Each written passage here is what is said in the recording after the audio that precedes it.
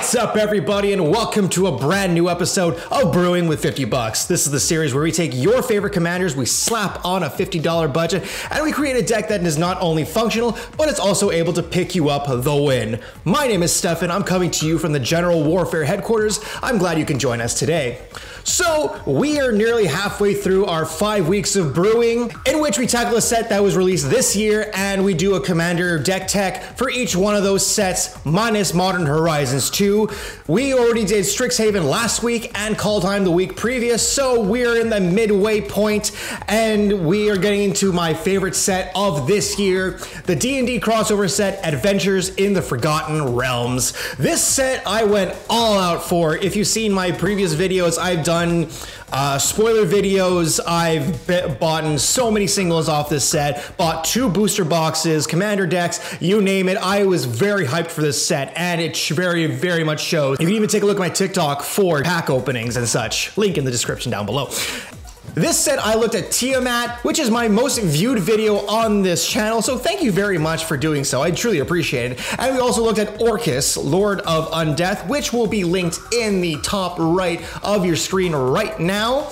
And today's brew, we're stepping away from red. The last 2 videos we did were of Toralf and were of Hoffrey, both cards that had red in the cost. We're gonna move away from that, and we are going to go a different avenue when we take a look at Gretchen Titchwillow. I had multiple options. I had multiple options and multiple ideas for this. I almost even cheated and went with a all-class deck that was run around Ramos, which is actually a current deck I actually built. But I decided to go with Gretchen because of her low cost, both in price and in mana value, and due to her relatively consistent ability. Now let's not waste too much time and take a look at today's commander, shall we? So Gretchen Titchwillow is a 0/4 for green and a blue legendary halfling druid with the ability to green and blue draw a card. You may put a land card from your hand onto the battlefield. With this ability, Gretchen not only allows you to drop lands multiple times each turn, but allows you to go through your deck a lot faster, especially with that card draw. The deck strategy of this deck is a Landfall Matters deck, so a lot of what we're going to be doing in this deck is making a crap ton of tokens and either swarming the board or using them as protection while we win with one of our many win cons in this deck. And as always, we're running these decks with a $50 budget, which includes the commander's price, excludes the basic lands, and has a $5 overage compromise. With this deck of $50, most people can afford this, and with the $5 overage compromise, most people can actually afford the extra $5 to put in this deck, so that's what we're doing with this, and that's what the compromise allows us to do.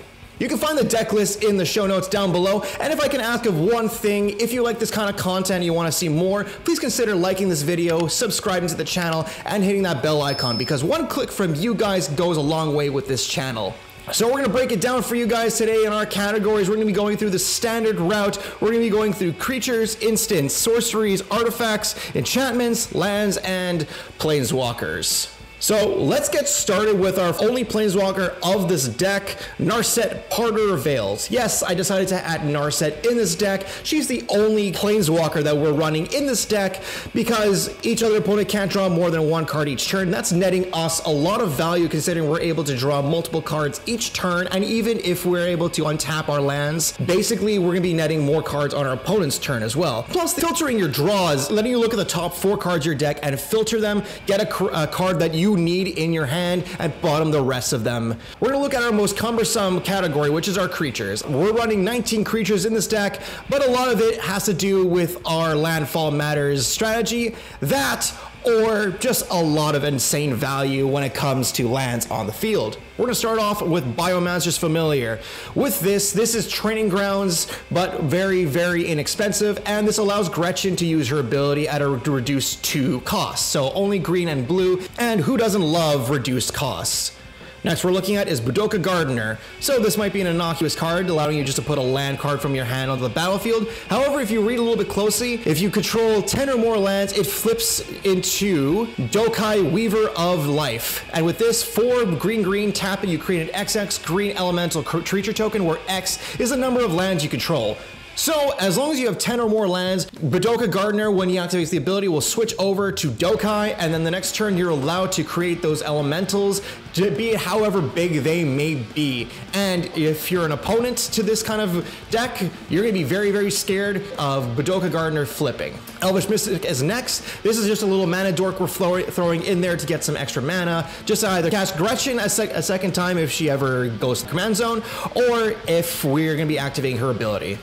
Frilled Mystic is next, and we're adding this mainly as an extra counter spell, and it's an extra body too, so why not have a 3/2 on the field that can counter spells. Finhorn Elves is next. This is another mana dork like Elvish Mystic.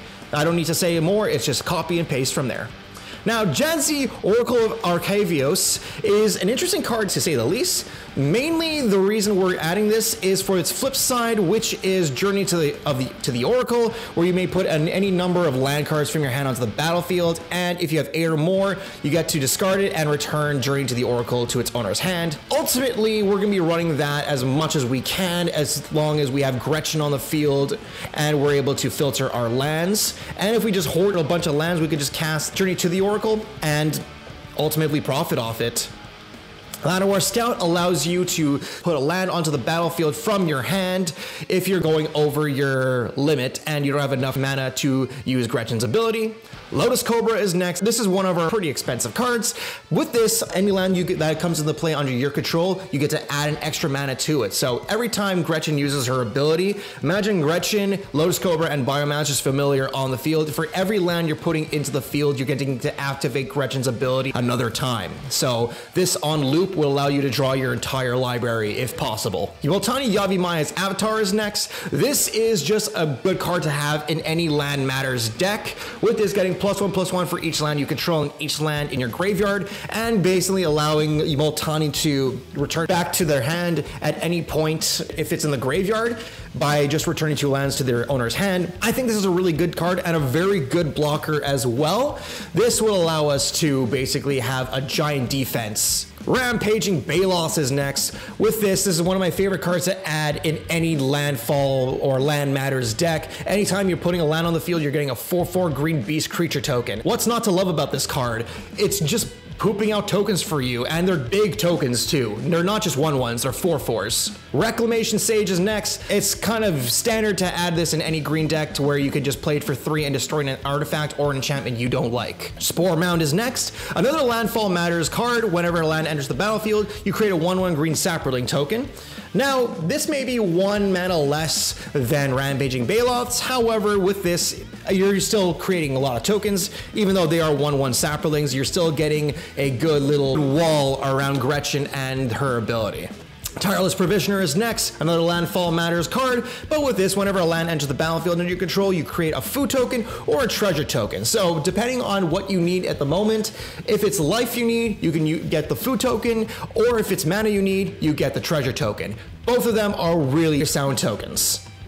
Triskaidekaphile is next, and this is one of our win cons in this deck. We have a few of them in the deck, and it's no stranger that with this, if you have 13 or more cards in your hand at the beginning of your upkeep, you win the game, and for 4, you get to draw a card. With Gretchen's ability, you're drawing multiple cards, and the Landfall secondary part to that is a You May ability, so you can just hoard as many cards as you want, and at the end of turn, if you have enough mana to fill your hand to 13 cards and have Triskaidekaphile survive on the field, you're basically winning the game on your turn. Trigon Predator is next. This is a funny little staple Simic card where whenever it deals combat damage to a player, you can destroy an artifact or enchantment that players controls. So with this, you want a bit of aggression towards your opponents, especially if they're running an Enchantress deck or an Artifact Matters deck, and Trigon Predator is just really good for any occasion that requires any artifact or enchantment destruction. Vorel of the Hulklade is next. Now, you might want to ask yourself, why is this card in the deck? I will explain to you in a little bit the main reason why it's in the deck. Vorel of the Hulklade is actually used in a pseudo combo in this deck with 2 of our main win cons in the deck. And so Vorel might seem weird in this standing as a middle piece.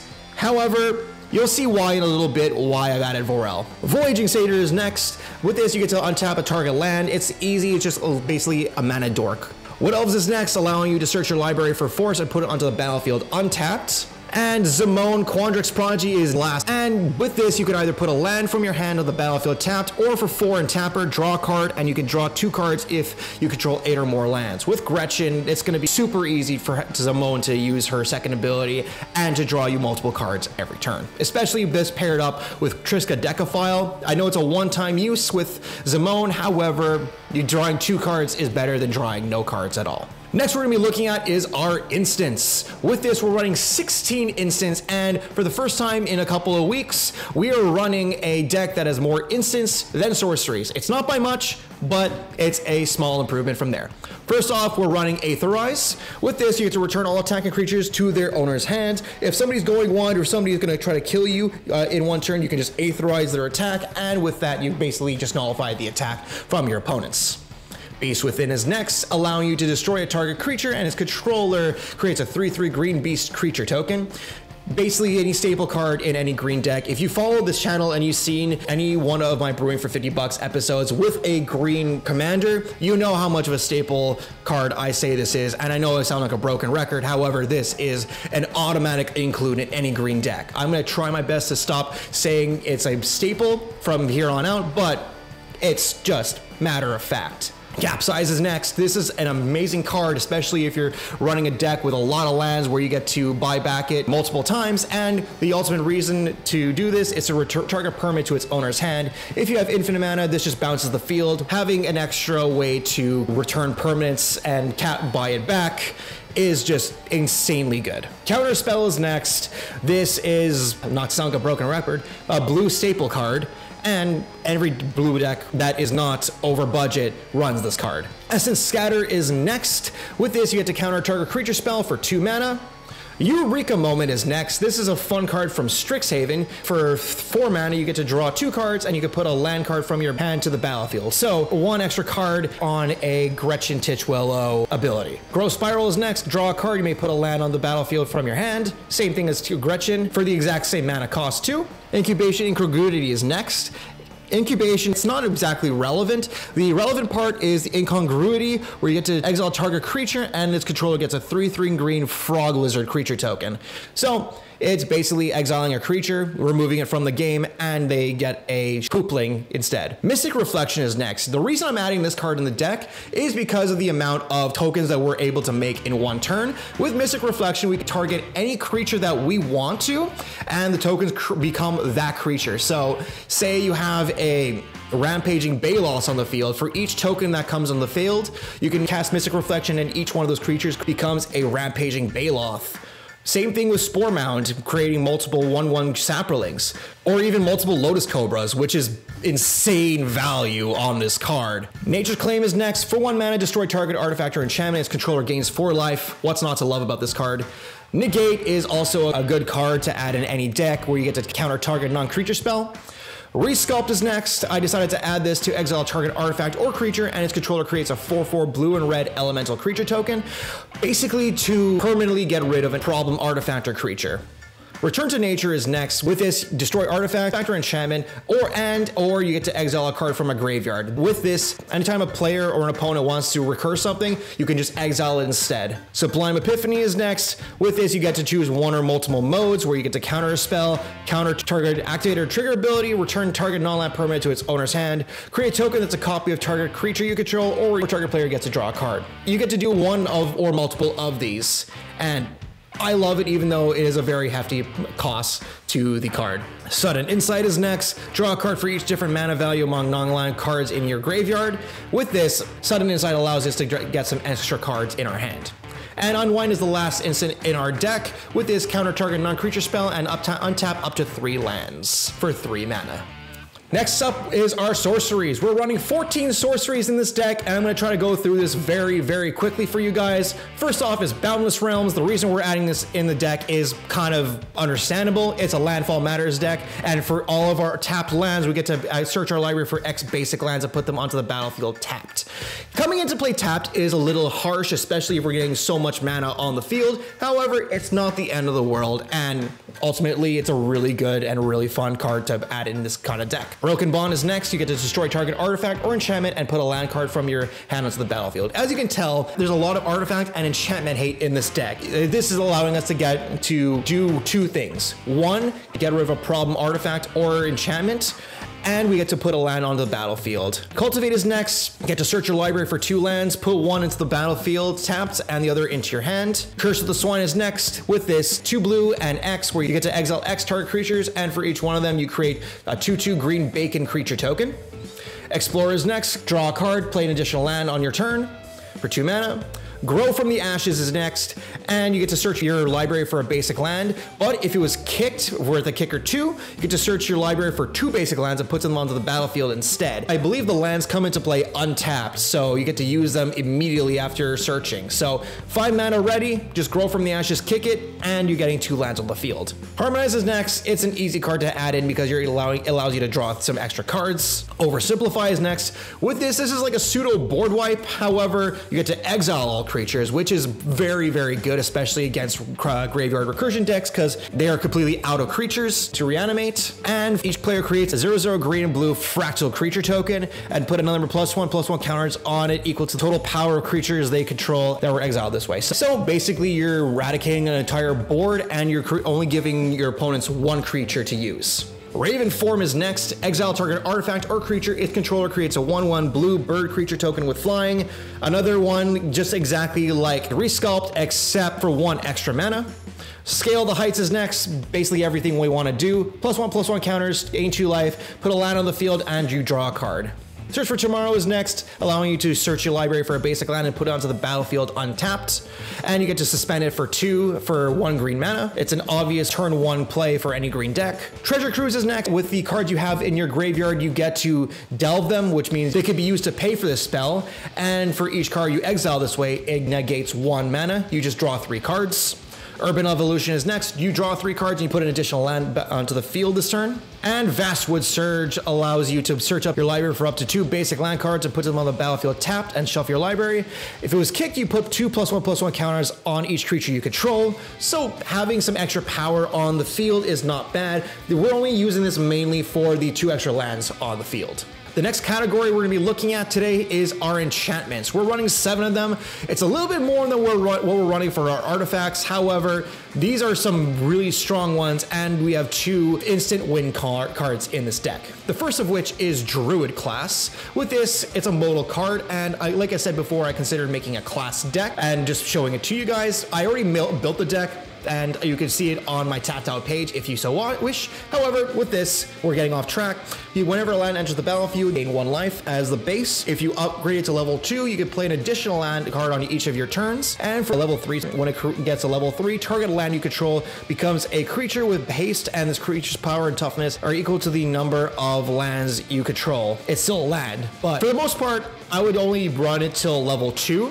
You don't really need to level up to level 3 because then your land is susceptible to board wipes and instant murder. And having some additional life gain in this deck is never bad, considering how aggressive our opponents will be against us, especially with our instant win cards. Next is our first instant win card, which is Helix Pinnacle. Yes, I decided to add this stupidly expensive card in this deck, but hear me out on this. It's 1 green mana with Shroud, and with X, you put X tower counters on Helix Pinnacle, and at the beginning of your upkeep, if there are 100 or more tower counters on Helix Pinnacle, you win the game. Imagine how many lands we're going to be putting on the field at a time, and with the extra mana that we have, we're easily able to get to stack up the tower counters, and especially so, and it has Shroud, so they can't be destroyed by anybody, not even yourself. Ominous Seas is next, and whenever you draw a card, you put a Force Shadow counter on Ominous Seas, remove 8 of the counters, and you create an 8/8 blue Kraken creature token. With Gretchen, the amount of cards we're drawing in this card is insurmountable and easily gonna go off with Ominous Seas. Retreat to Coralheim is next, and with this, it allows you to untap or tap a permanent you control, or a creature you control, or you get to scry 1 whenever a land comes into the battlefield. Most of it is gonna be the tap untap ability, and with this, you're gonna do it with any creature you have, especially like Zimone, where you get to draw extra cards with her, with any one of the put a land from your hand on the battlefield, which could be very valuable for you, especially if you want to pull multiple lands onto the field, or if you just want to untap a big creature, you can always do that as well. Simic Ascendancy is next. It's another one of our main win cons with this. 3 mana to put a +1/+1 counter on target creature you control. And if one or more +1/+1 counters are put onto a creature that you control, put that many onto Simic Ascendancy. At the beginning of your upkeep, if there are 20 or more growth counters on it, you win the game. Like I mentioned before with Helix Pinnacle, we're making so much mana that we can just easily invest in Simic Ascendancy and it wouldn't even hurt us. And especially with the amount of mana we could produce on the regular, we can actually win super easily with Simic Ascendancy. Wilderness Reclamation is next. It allows you to untap all lands at the beginning of your end step. This, as I mentioned with Simic Ascendancy and Helix Pinnacle, we can invest as much mana as we want to on the field and invest the mana accordingly to it. And then we get to untap at the end step. So we're getting all that mana back. It's just stupid, and especially if we have an instant win card, this is just an easy include into it. The last enchantment we're adding is Zendikar's Royal, and with this, it's another Landfall card where we get to create a 2/2 green elemental creature for each land that enters the battlefield. Our penultimate category is our artifacts. We're only running 4 of them, but I think you'll find some of them to be absolutely hilarious. First of which is Blackblade Reforge. Yeah, I decided to add this in because the enchanted creature get +1/+1 for each land you control. Now, the slight equip cost of 7 is a little bit of a hamper, but if you equip it to a legendary creature, which we have access to 5 legendary creatures, which is roughly a 1 in 20 chance of getting one of them, you can easily attach it for 3 mana to one of your creatures, even just attach it to Gretchen and swing big with her. Nobody's gonna expect combat damage from Gretchen, especially with the amount of cards I just named prior. Plus the amount of lands we're putting on the field, Blackblade is just gonna get insanely big. Commander Sphere is next. It's the only mana rock we're adding in this deck, mainly to add 1 mana of any color to your commander's identity and sack it to draw a card. Magistrate's Scepter is next. This is the reason why we're adding Varel of the Hulklade in there. This combo requires a little bit of setup because with Magistrate's Scepter, you need at least 3 charge counters on it. After that, and if Varel is not summoning sick, you could just tap him to double the counters, making 6 counters. You remove 3 to take an extra turn, and then you loop it infinitely for each turn. Last one we're looking at is Seer's Lantern. Yes, it's the only other mana rock, but with this you get to tap 2 and scry for 1, so you get to see the next card on top before you Gretchen.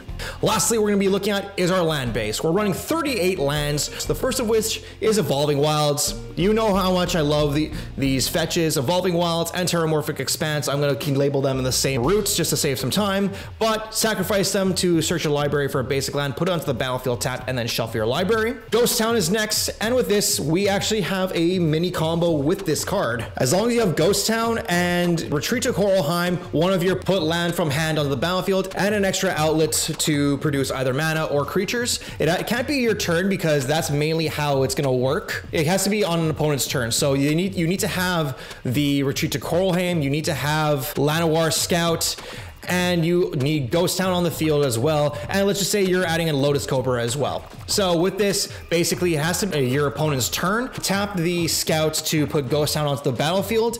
Tap Ghost Town for a colorless and activate its ability to bounce itself back because the ability is 0. You add 1 mana of any color, and Retreat to Coralheim's Landfall ability will trigger to untap the scout. And with Lotus Cobra, every time you put Ghost Town onto the field, you're creating an extra mana. So imagine this, and you're adding all the infinite mana to Helix Pinnacle, or you're adding that mana to Simic Ascendancy.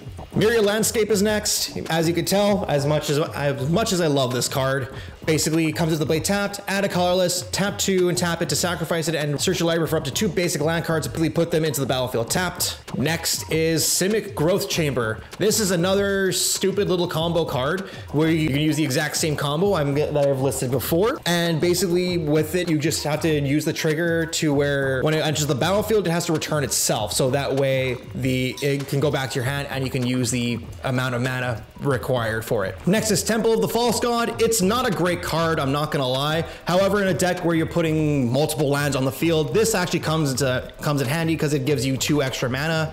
We're also running 16 forests and 16 islands. And that's how you build a halfling druid that nets you so many lands and so much value that it goes out of control. And with our deck price of around $50, which includes the price of the commander and excludes the basic lands, we come up to a total of $54.88. We're very much on the cusp of this being over budget. We have the $5 overage compromise, which does shield us a little bit here. However, this is very, very close to going over that compromise. Why is this deck so expensive? Because most of the combo pieces in this deck and most of the good value cards in this theme ultimately are very, very expensive. And that's the main reason why, and ultimately it's very hard to build a Landfall Matters deck in these colors without having to go over this budget. However, we did it with a $5 overage compromise. That being said, let's take a look at some pros, some cons, and some out of budget recommendations. Now let's take a look at some of the pros and cons to this deck. So some of the pros is that it ramps stupidly hard. In place testing this deck on Tapped Out's playtest feature, basically I was able to net roughly around 2 to 3 lands each and every turn with Gretchen's ability without Biomancer's Familiar reducing the cost. And each time you're able to do 2 to 3 lands each turn, so you're profiting off it so much that you have mass token regeneration. Given how many outlets create creatures in this deck, it's a no-brainer that we can mass cultivate an abundance of creatures to swarm our board and either go for a big swing or use them as protection for our combos or our instant win cards in the deck. It does have the ability to win the games, as I mentioned before, with multiple ways actually, especially with Triskaidekaphile, with the Retreat to Coralheim combo, with Helix Pinnacle, and with Simic Ascendancy. You're able to win with multiple ways of doing so. You're not solely reliant on one way. However, there's not a lot of tutors in this deck, and the tutors that would actually be able to get these kind of cards are out of budget for this kind of deck. Now let's take a look at some of the cons in this deck. The first one of which is a very glaring one is that you can get very flooded very, very fast. It's happened to me in multiple playtests where you either get flooded immediately when you first draw your hand, or you're just getting flooded with like no other draws and you have no other cards you can play other than just lands. You can also just be spinning your wheels on a turn, so basically you could just be using Gretchen's ability multiple times and not even getting any value off it. And realistically, building a board state does take a while, especially after a board wipe too. Like playtesting this, and when you're building with a deck like this, it's not consistent enough to where you have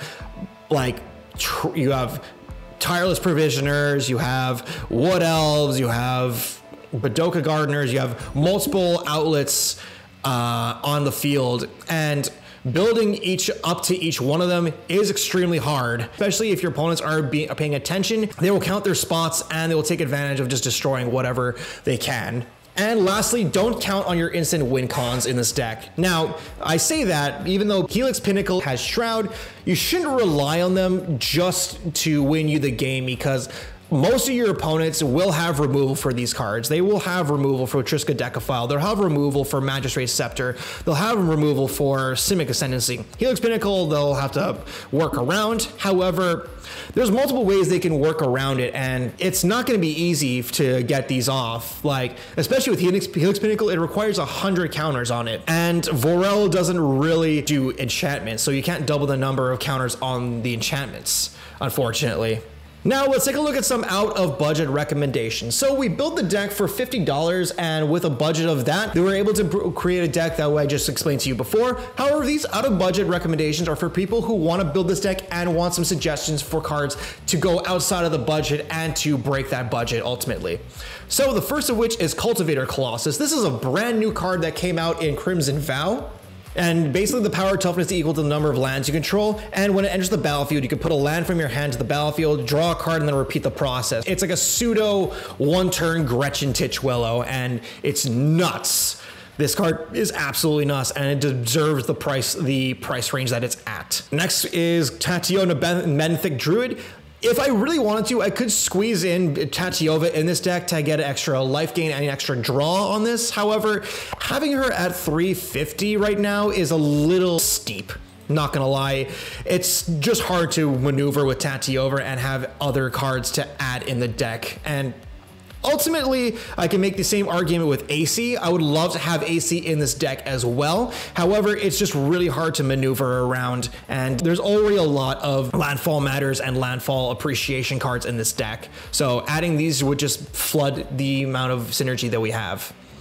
Next is Training Grounds. This would be the main one to replace Biomancer's Familiar, where it's just 1 blue mana and activated abilities of creatures you control. It costs up to 2 less to activate. This is the main reason we're adding this card in, because of Gretchen and having her just cost 2 mana just to draw a card and put a land on the field. It doesn't hurt us in any way, shape, or form, and we're ultimately profiting off a reduced cost. And the last one I would recommend for this deck is Ancient Green Warden. Ancient Green Warden, where you could play lands from your graveyard if they ever go to the graveyard, and then when a land entering the battlefield causes a triggered ability to, or permanent you control to trigger, it triggers an additional time. So imagine the amount of Landfall Matters triggers that we can get off this. So let's just say if we're generating a creature, we're generating 2 creatures. If we're untapping something, we'll double untap something. If we have gain life, we're getting extra life from that. This card is insane. If it was budget, I would automatically put this in this deck, no questions asked. However, it does come at a $15 price range, so we will have to put this in the out of budget recommendations. That's where I'm going to leave it off today, guys. Thank you very much for watching, and if you enjoyed this video and want to watch more content like this, please consider liking this video, sharing amongst your friends and your play groups, subscribing to the channel, and clicking that bell icon, because one small click from you goes a long way with this channel in getting more eyes on the product. Now, you can follow me on my socials. You'll be seeing them on the bottom left-hand side of your screen. My TikTok, my Facebook, my Instagram, and my Twitter. That's where you're gonna be able to communicate with me if you want to pitch any ideas when it comes to deck text, gameplay videos, or any discussion videos of the sort, or if you wanna just have a general chat, I'm over there as well. I post videos weekly on Fridays, and after this 5 weeks, I'm gonna be taking a 2-week break just to rest and recuperate. But before I let you go, we're gonna be able to cross off one more set out of this list. So we can be able to cross out Adventures in the Forgotten Realm, and with that we're left with 2 last sets. Next week we're going to be taking a look at a commander from Innistrad, Midnight Hunt, but until then, thank you guys, stay safe, and cheers everybody.